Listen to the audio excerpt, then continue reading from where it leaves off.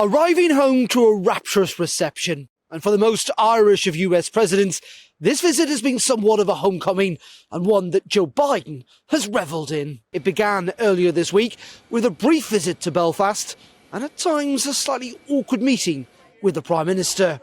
But anger too from Unionists. I think we need to find out why that was the case, and his administration should be asked why he did not think it suitable to fly the national flag of Northern Ireland when he was in this jurisdiction. Because I hope it's not the case that he doesn't recognise Northern Ireland's place within the United Kingdom, which of course is part of the Belfast Agreement, but it will be very interesting to hear what the administration has to say in relation to this issue. It was something the White House and the Irish Prime Minister later denied. We should never underestimate the strength of the UK-American relationship and the British-American relationship, and I know that President Biden and his administration are committed to that special relationship, but he is somebody who identifies as Irish-American, who is proudly Irish and takes an interest in Irish affairs. But in a carefully worded speech at the University of Ulster, the President insisted he was here to listen and not to interfere. So I hope the Assembly and the Executive will soon be restored. That's a judgment for you to make, not me, but I hope it happens.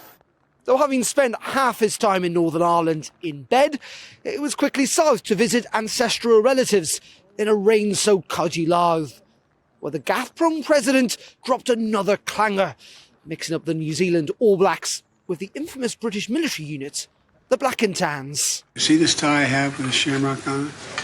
This was given to me by one of these guys. Right here was a hell of a rugby player, and they beat the hell out of the Black and Tans. Oh, God.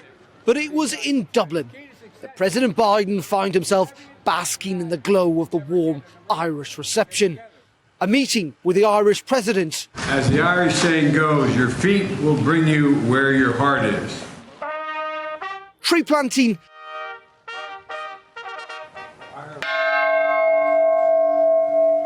and bell ringing too. And Joe Biden became only the fourth US president to address both houses of the Irish Parliament, an occasion he clearly enjoyed. Well, Mom, you said it would happen. Though he also had a warning for the UK too. The United Kingdom should be working closer with Ireland in this endeavor. Political violence must never again be allowed to take hold on this island. With 30 to 40 million Americans claiming Irish heritage, the images from this visit will do Joe Biden little harm back home. For a US president who clearly loves Ireland, he's certainly enjoyed his time here. But it has been controversial as well, and ultimately on the 25th anniversary of the Good Friday Agreement, done little to shift the difficult political reality in Northern Ireland. Darren McCaffrey, GB News, Dublin.